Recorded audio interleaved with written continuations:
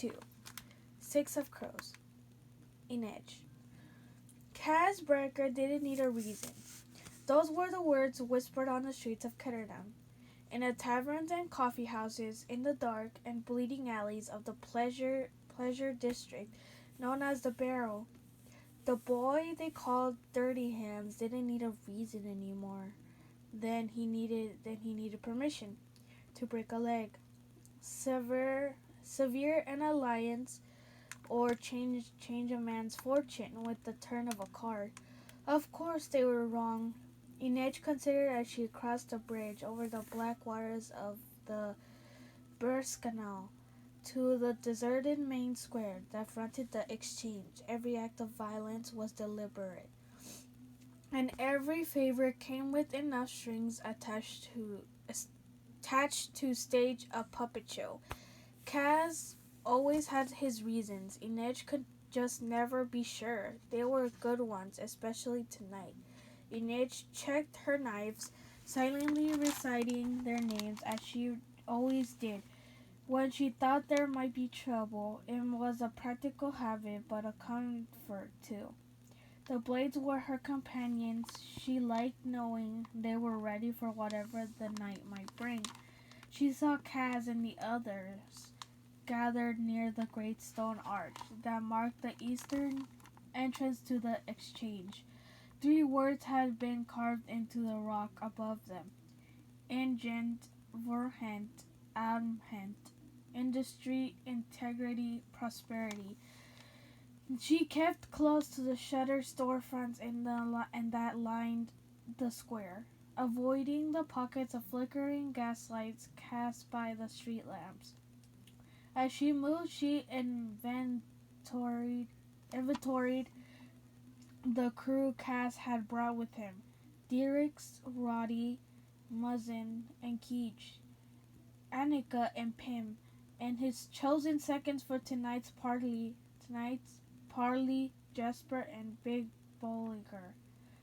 They jostled and bumped one another, laughing, stamping their feet against the cold snap that had surprised the city this week and last gasp of winter. Before spring began in earnest, they were all bruisers and brawlers.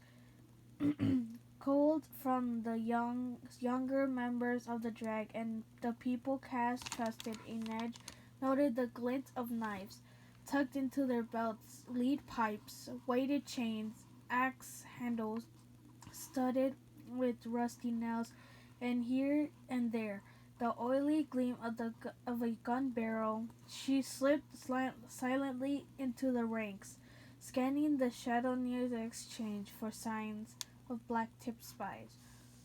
3 ships, Jasper was saying. The shoes sent them. They were just sitting in First Harbor, cannons out, red flags flying, stuffed to sails with gold. Big Bolliger gave a low whistle. Would have liked to see that. Would have liked to steal that, replied Jasper. Half the merchant council was down there flapping and squawking, trying to figure out what to do. Don't they want the shoe paying their debts? Big Bolliger asked. Cass shook his head, and dark hair glinting in the lamplight. He was a collection of hard lines and tailored edges, sharp jaw, lean build, wool coat snug across his shoulders. Yes and no, he said in his rock-salt rasp. It's always good to have a country in debt to you. Makes for friendlier negotiations. Maybe the Shu are done being friendly. And Jasper, they didn't have to send all the treasures at once. You think they stuck that trade ambassador? Kaz's eyes found Inej unerringly in the crowd. Ketterdam had been buzzing about the assassination of the ambassador for weeks. It had nearly destroyed Kerch-Zemani relations and sent the merchant council into an uproar. The Semini blamed the Kerch. The Kerch suspected the Shu. Kaz didn't care who was responsible. The murder fascinated him because he couldn't figure out had been accomplished. In one of the busiest corridors of the Stadthalle, in full view of more than thousands government officials, the 70 trade ambassadors had stepped into a washroom. No one else had entered or left, but when his aide knocked on the door a few minutes later, there had been no answer. They'd broken down the door. They found the ambassador face down on the white tiles, a knife in his back, the sink still running. Kaz had sent Inej to investigate the premises after hours. The washroom had no other entrance, no windows or vents, and even Inej hadn't mastered the art of squeezing herself through the plumbing. Yet the Semini ambassador was dead. Kaz hated a puzzle he couldn't solve, and he and Inej had concocted 100 theories to account for the murder, none of which satisfied, but they had more pressing problems tonight. She saw him signal to Jesper and Big Bolger to divest themselves of weapons.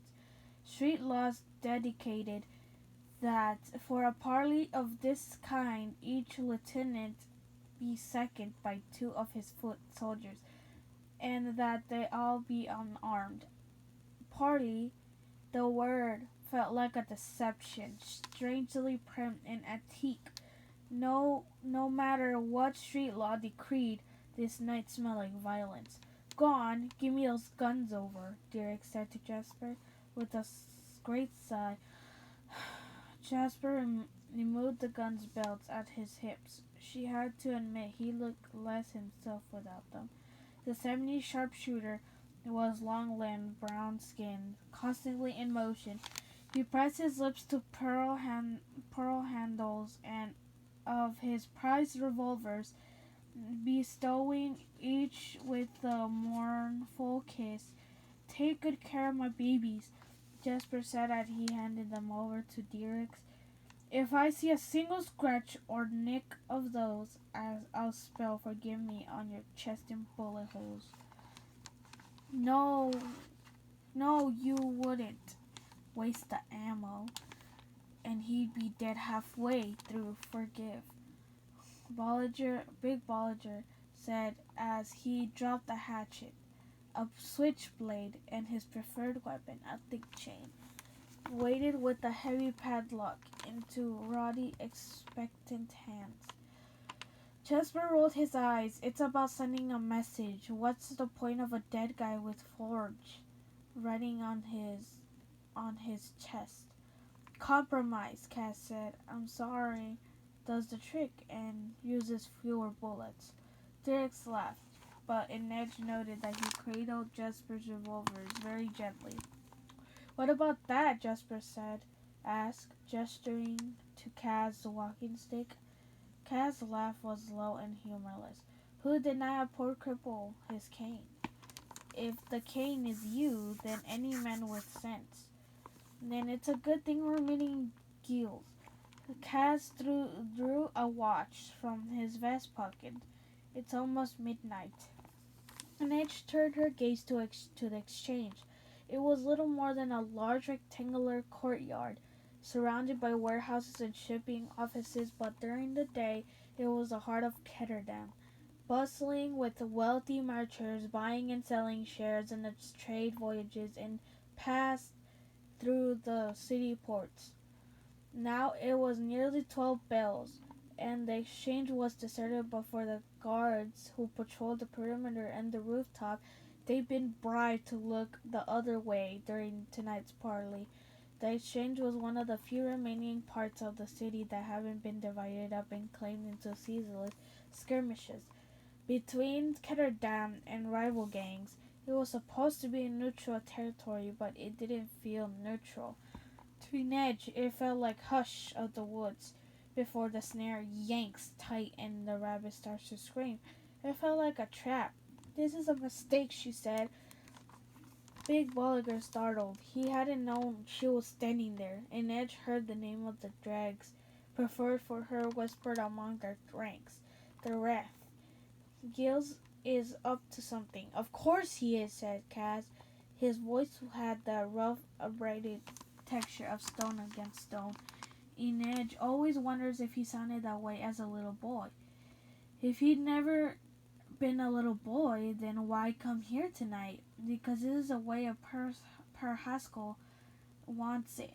Old man, old ways, Inej thought, but didn't say, and she suspected the other dregs were thinking the same thing. He's going to get us all killed, she said. Jasper stretched his long arms overhead and grinned, his teeth white against his dark skin. He had yet to give up his rifle, and silhouette of it across his back made him resemble a gawky, long-limbed bird. Statically, he'll probably only get some of us killed.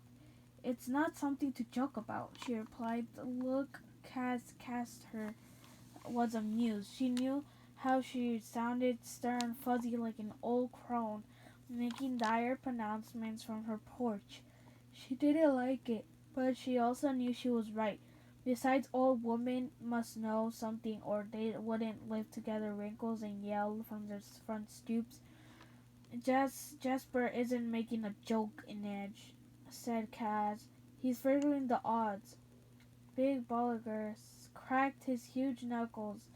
Well, I've got lager and a skillet of eggs waiting for me at the Cooper room, so I can't be the one to die tonight. Her to place a wager? Jasper asked. I'm not going to bet on my own death. Kaz flipped his hat onto his head and ran his gloved fingers along the brim in a quiet salute. Why not, Bollinger? We do it every day. He was right, and Ned's death to Per Haskell meant she gambled her life every time she took on a new job or assignment, every time she left her room at a slat. Tonight was no different. Kaz struck his walking stick against the cobblestones as the bell from the Church of the Barter began to chime. The group fell silent. The time for talk was done. Jules isn't smart, but he's just bright enough to be trouble, said Kaz. No matter what you hear, you don't join the fray unless I give you the command. Stay sharp. Then he gave Inej a brief nod and stay hidden. No mourners, Jasper said as he tossed his rifle to Roddy. No funerals, the rest of the dregs murmured in reply. Among them and passed for good luck. Before Inej could melt into the shadows, Kaz tapped her arm with his crow-head cane. Keep a watch on the rooftops, guard. Gilles may have them in his pocket. Then Inej began, but Kaz was already gone. Inej threw up her hands in frustration. She had 100 questions, but as usual, Kaz was keeping a strange hold on the answers. She jogged towards the canal facing wall of exchange. Only the lieutenant and her seconds were allowed to enter the parley. But just in case the black tips got any ideas, the other dregs would be waiting right outside the eastern arch with the weapons at the ready. She knew Gilles would have his crew of heavily armed black tips gathered at the western entrance. Inej would find her own way in. The rules of fair play among the gangs were from Per Haskell's time. Besides, she was the wrath, the only law in that applied to her gravity, and some days she defied that too. A lower level of the exchange was dedicated to windowless warehouses, so Inej located a drain pipe too shiny up. Something made her hesitate before she wrapped her hand around it. She drew a bone light from her pocket and gave it a shake, casting a pale green glow over the pipe. It was slick with oil. She followed the wall, seeking another option, and found a stone cornice bearing a statue of Kirch, 3 flying fishes within reach. She stood on her toes and tentatively felt along the top of the cornice, and it had been covered in ground glass. Unexpected, she thought with grim pleasure. She joined up with the dregs less than 2 years ago. Just days after her 15th birthday, it had been a matter of survival, but it gratified her to know that in such short time she'd become someone to take precautions against. Though it was the black tips Though tricks like this would keep the wraith from her goal, they were sadly mistaken.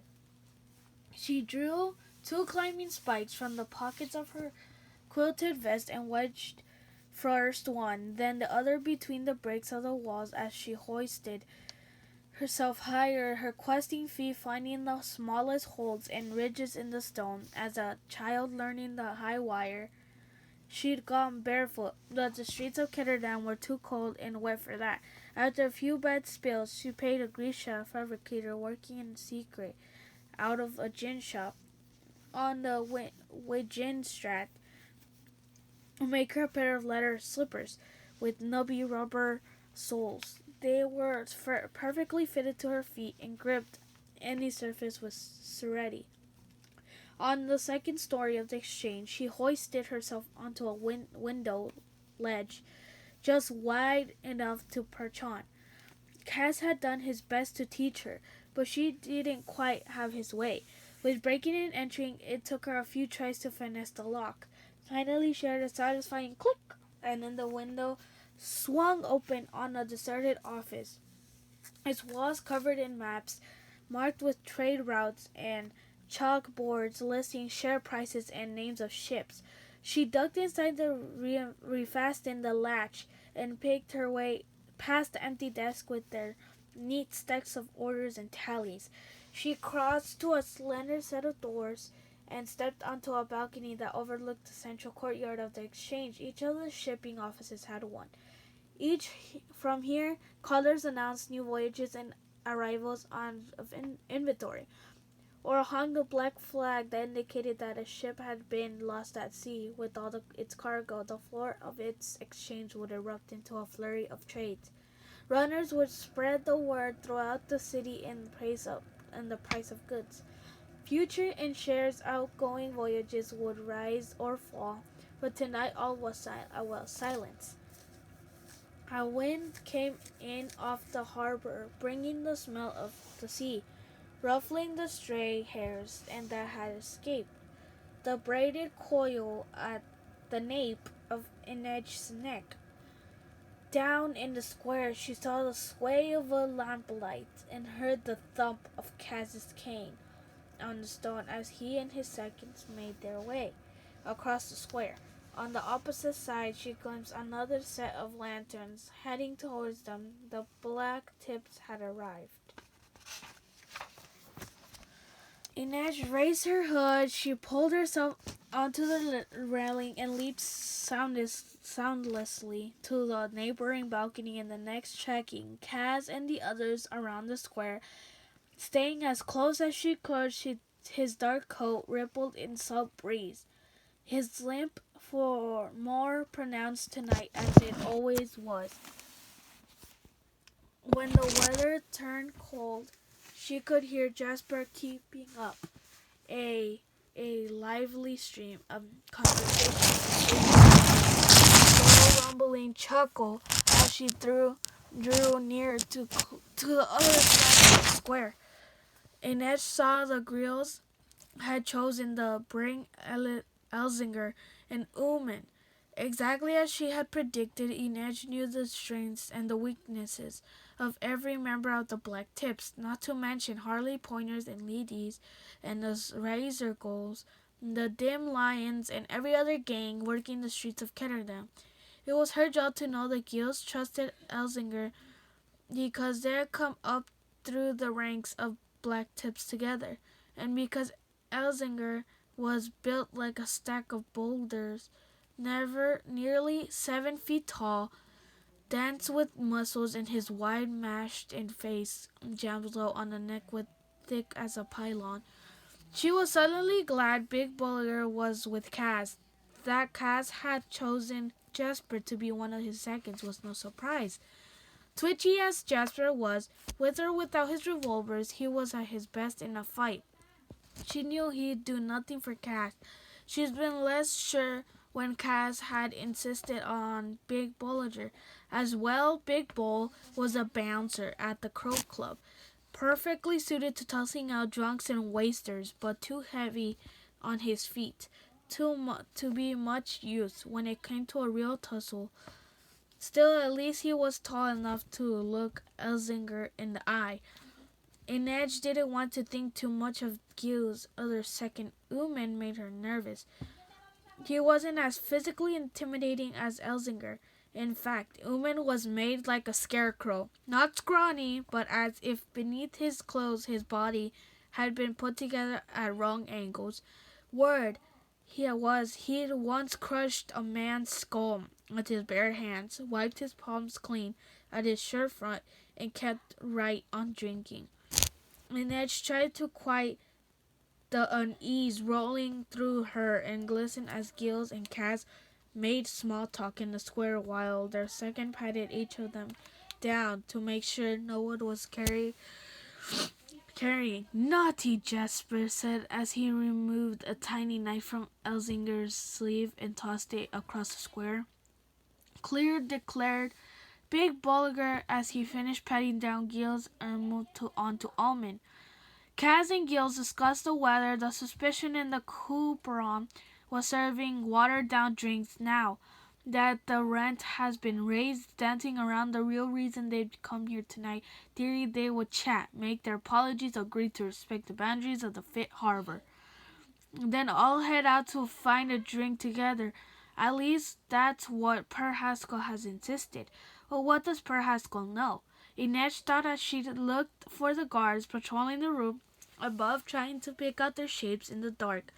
Haskell ran the drags, but these days he preferred to sit in the warmth of his room drinking lukewarm lager, building model ships, and telling long stories of his exploits to anyone who would listen. He seemed to think territorial wars could be settled as they once had been, with a short scuffle and a friendly handshake, but every one of Inej's senses told her that was not how this was going to play out. Her father would have said the shadows were about own business tonight. Something bad was going to happen here. Kaz stood with both gloved hands resting on the carved crow's head of his cane. He looked totally at ease, his narrow face obscured by the brim of his hat. Most gang members in the barrel loved flash.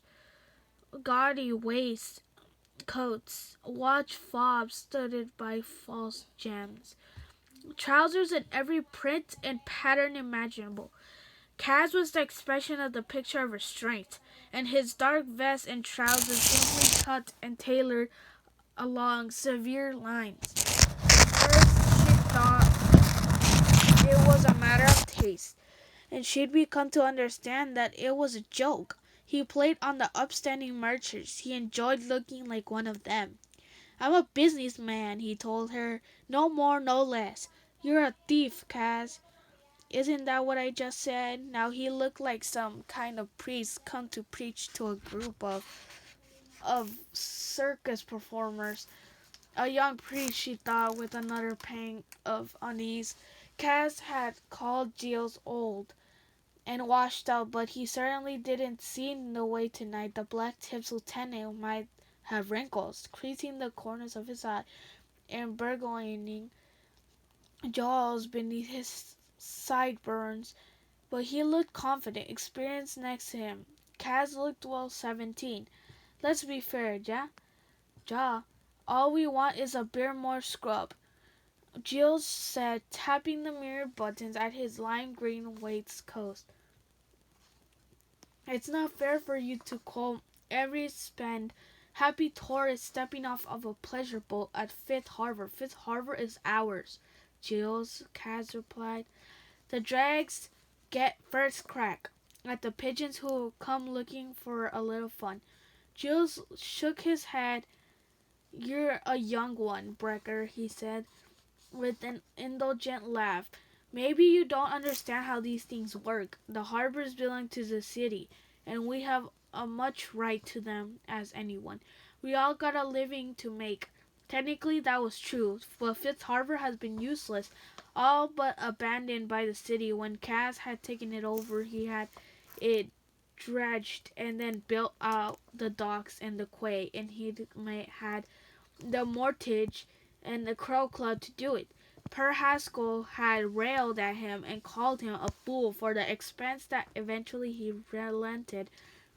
According to Cass, the old man's exact words had been, "Take all the rope and hang yourself." But the endeavor had paid for itself in less than a year. Now Fifth Harbor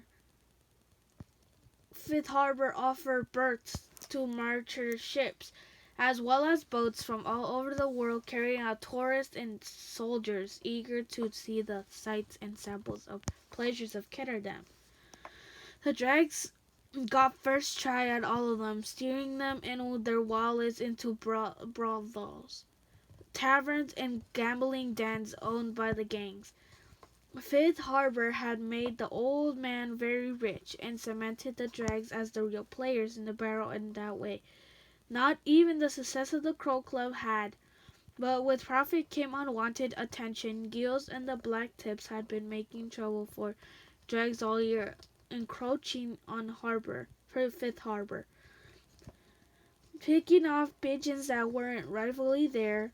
"Fifth Harbor is ours," Kaz repeated. "It is enough for negotiation. You're cutting into our traffic from the docks, and you intercepted a shipment of Jurda that should have docked 2 nights ago. Don't know what you're talking about. I know it comes easy, Gills, but try not to play dumb with me." "Quit flexing, boy," Gills said. "We all know the old man doesn't have the stomach for a real brawl." Kaz's laugh was as dry as rustle of dead leaves. "But I'm the one at your table, Gills, and I'm not here for a taste. You want a war? I'll make sure you eat your fill." "And what if you're not around, Brecker? Everyone knows you're the spin of the Haskell's operation. Snap it and the dregs of collapse." Jasper snorted. "Stomach, spine? What's next? Spleen?" "Shut it," Omen snarled.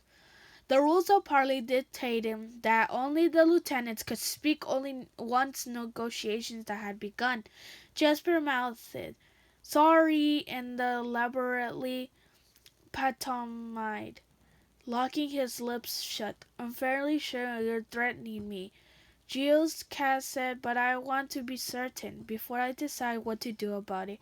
"Sure of yourself, aren't you, Barker?" "Myself and nothing else." Giles burst out laughing and elbowed Omen. "Listen to this cocky little piece of crap. Barker, you don't own these streets. Kids like you are fleas. A new crop of you turns up every few years to annoy your betters until a big dog decides to scratch. And let me tell you, I'm about tired of that itch." He crossed his arms, pleasure rolling off him in smug waves. "What if I told you there are 2 guards with city issues, rifles pointed at you and your boys right now?" Inez's stomach dropped.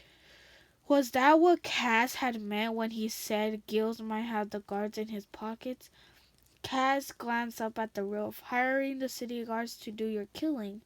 I'd say that's an expensive proposition for a gang like the Black Tips. I'm not sure I believe your coffers could support it."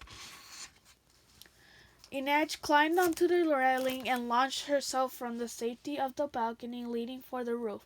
If they survived the night, she was going to kill Cass. There were always 2 guards from the Stadwatch posted on the roof of the exchange. A few crews from the Drags and the Black Tips had ensured they wouldn't interfere with the parley, a common enough transaction. But Gills was implying something very different. Had he really managed to bribe city guards to play sniper for him? If so, the drag's odds of surviving this night had just dwindled to a knife point, like most of the buildings in Ketterdam. The exchange had a sharply gabled roof to keep off heavy rain, so the guards patrolled the rooftop via a narrow walkway that overlooked the courtyard. Inez ignored it. It was easier going, but would leave her too exposed. Instead, she scaled halfway up the slick roof tiles and started crawling, her body tilted at a precocious angle, moving like a spider as she kept one eye on the guards, walking away in one ear on the conversation below. Maybe Gills was bluffing, or maybe two guards were hunched over the railing right now, with Cass or Jasper the big bulger in their sights. Took some doing. Gilson admitted, "We're a small operation right now, and the city guards don't come cheap, but it'll be worth it for the prize." "That's being me, that being you," I'm flattered. "The dregs won't last a week without you. I'd give them a month or sheer momentum." The thought rattled noisily around in Ned's head.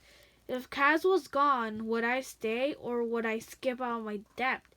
Take my chances with Per Haskell's enforcers. If she didn't move faster, she might well find out. Smug like slum rats, Gills laughed. "I can't wait to wipe that look off your face." "So do it," Kaz said. Inej risked a look down. His voice had changed, all humor gone.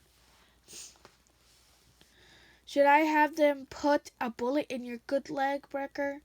"Where are the guards?" Inej thought, picking up her pace. She raced across the steep pitch of the gapple. The exchange stretched nearly the length of a city block. There was too much territory to cover. "Stop talking, Gills. Tell them to shoot," Cass said Jasper nervously. "Go on, find your balls and give the order." What game was Cass playing? Had he expected this? Had he just assumed Inej would find her way to the guards in time? She glanced down again. Gills radiated anticipation. He took a deep breath, puffing out his chest. Inej step faltered, and she had to fight, not to go sliding straight off the edge of the room. "He's going to do it. I'm going to watch Kaz die." "Fire!" Jill shouted. A gunshot split the air. Big Bulger let loose a cry and crumpled to the ground. "Damn it!" shouted Jasper, dropping the one knee beside Bulger and pressing his hand to the bullet wound as the big man mowed. You worthless podge," he yelled at the guild. "You just violated neutral territory." "Nothing to say you didn't shoot first," Gills replied. "And who's going to know? None of you are walking out of here." Gil's voice sounded too high. He was trying to maintain his composure, but Inej could hear panic pulsing against his words and startling wing beat of a frightened bird. "Why?" Moments before he had been all bluster. That was when Inej saw Cass still hasn't moved. "You don't look well, Gills." "I'm just fine," he said, but he wasn't. He looked pale and shaky. His eyes were darting right and left, as if he was searching the shadowed walkway of the roof. "Are you Cass?" asked conversationally. "Thinking aren't going quite as planned, are they?" "Are they?" "Cass," Jasper said. "Polliker's bleeding bad." "Good," said Cass. "Cass, he needs a medic." Cass spared the wounded man the barest glance. "What he needs to do is stop his belly aching and be glad I didn't have holes take him down with a headshot." Even from above, Inej saw Gills flinch. "That's the guard's name, isn't it?" Cass asked. "Willem Holst and the Bert Van Dahl. The two city guards on duty tonight. The ones you emptied the Black Tit's coffers to bribe." Gil said nothing.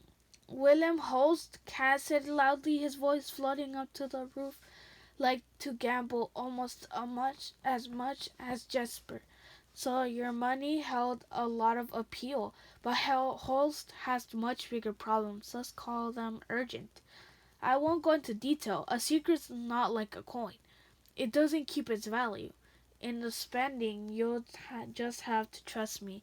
When I say this, one would turn even your stomach. Isn't that right, Holst?" The response was another gunshot.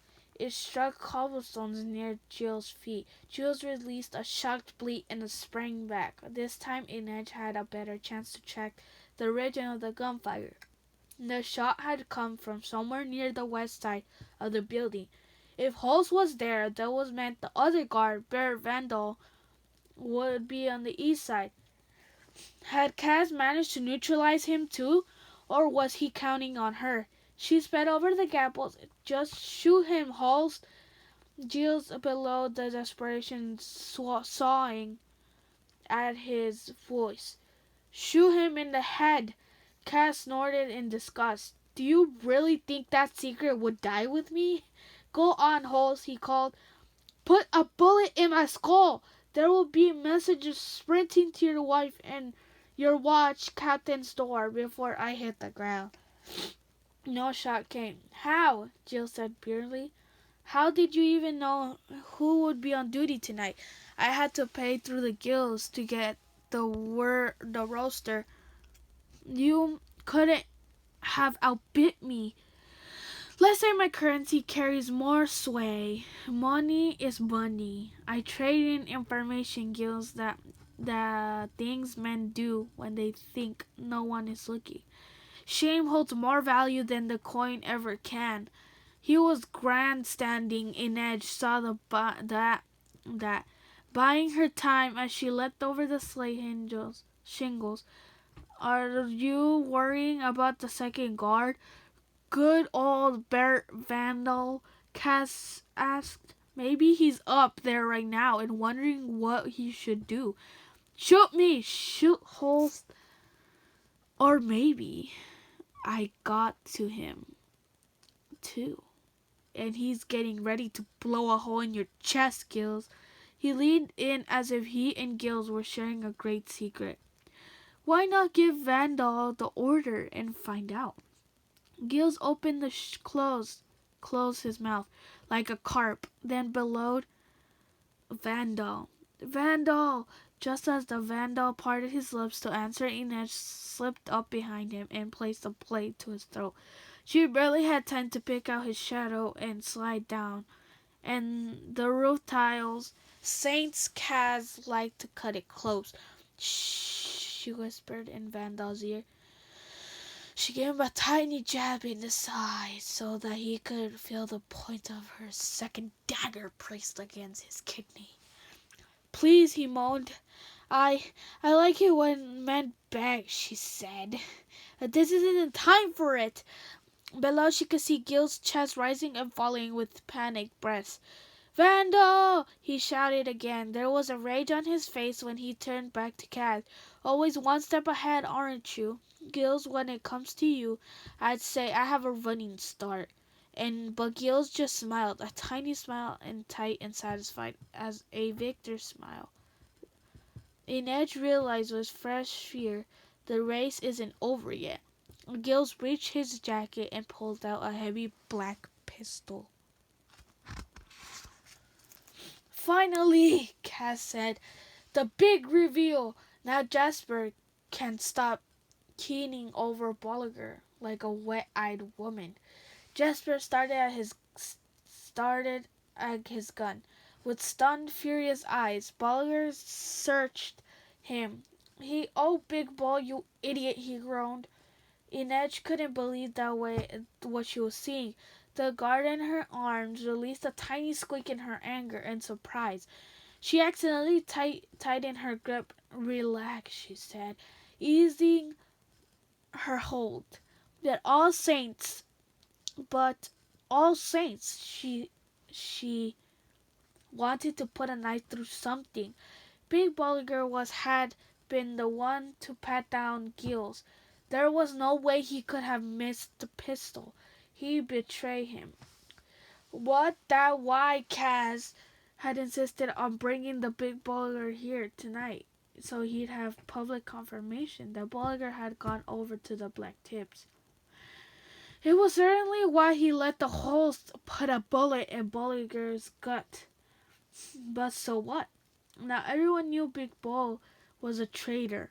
Cass still had a gun pointed at his chest. Gil smirked. Cass Brecker, the great escape artist. How are you going to wriggle your way out of this one? Going out the same way I came. Kaz ignored the pistol, turning his attention to the big man. Lying on the ground, do you know what your problem is, Bolliger? He jabbed at the wound in the big bull's stomach with the tip of his cane. That wasn't a rhetorical question. Do you know what your biggest problem is? Bolliger mewed. No.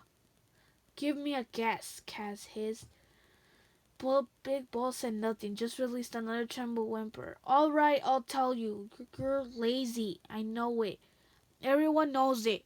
So I had to ask myself why my laziest bouncer was getting up early twice a week to walk into 2 extra miles to sea last fry for breakfast, especially when the eggs are so much better at the Cooperon.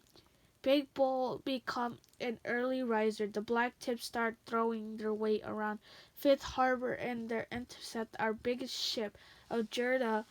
It wasn't a tough connection to make. He sighed and said to Giles, "This is what happens when stupid people start making big plans, Ja." "Doesn't matter much now, does it?" replied Jules. "This gets ugly. I'm shooting from the close range. Maybe your guards get me or my guys, but no way you're going to dodge his bullet." Cass stepped into the barrel of the gun so that it was pressed directly against his chest. "No way at all. Gills, you think I won't do it? Oh, oh, I think you do it gladly with the song in your black heart. But you won't, not tonight." Gil's finger twitched on the trigger. "Cass," Jasper said, "this whole shoot me thing is starting to concern me." Owen didn't bother to object to Jasper mouthing off this time. "One man was down. Neutral territory has been violated." The sharp tang of gunpowder already hung in the air and along with a question unspoken in the quiet as if the Reaper himself awaited the answer. "How much blood will be shed tonight?" In the distance a siren wailed. 19 Burstrat, Cass said. Jules had been shifting slightly from foot to foot. Now he went very still. "That's your girl's address, isn't it, Gills?" Gil swallowed. "Don't have a girl." "Oh, yes, you do," crooned Cass. "She's pretty, too." "Well, pretty enough for a fink like you." "Seems sweet you love her, don't you?" Even from the rooftop, Inez could see the sheen of sweat on Gil's waxen face. "Of course you do. No one that fine should ever have looked twice at barrel scum like you. But she's different. She finds you charming. Sure sign of madness if you ask me. But love is strange that way. She does like the rest her pretty head on her shoulder. Listen to you talk about your day." Jules looked at Kaz as he was finally seeing him for the first time. The boy had been talking to had been cocky and reckless, easily amused, but not frightening. Not really. Now the monster was here, dead-eyed and unafraid. Kaz Brecker was gone and dirty hands had come to see the rough work done. She lives at 19 Burstret," Kaz said in a gravely rasp. "3 floors up, geraniums in the window boxes. There are 2 dregs waiting outside her door right now. And if I don't walk out of here whole and feeling righteous, they will set the place alight from floor to rooftop. It will catch it will catch It will catch and go up in seconds, burning from both ends with poor Elise trapped in the middle. Her blonde hair will catch first, like the wick of a candle." "You're bluffing," said Gills, and his pistol hand was trembling. Kaz lifted his head and inhaled deeply. Getting late now. You heard the sirens. I smelled the harbor, the wind, sea, and the salt. Maybe it's the smoke I smell too. There was pleasure in his voice. Oh, saints, Kaz. Inich thought miserably. What have you done now? Again, Gil's fingers twitched on the trigger, and Inich tensed. I know, Gills, I know, Kaz said sympathetically. All that planning and scheming and bribing for nothing. That's what you were thinking, right now? How bad it will feel to walk home knowing that you've lost what you've lost. How angry your boss is going to be when you show up empty-handed and that much poorer for it. How satisfying it would be to put a bullet in my heart. You can do it. Pull the trigger. We can all go down together. They can take our bodies out to a reaper's barge for burning like all paupers do.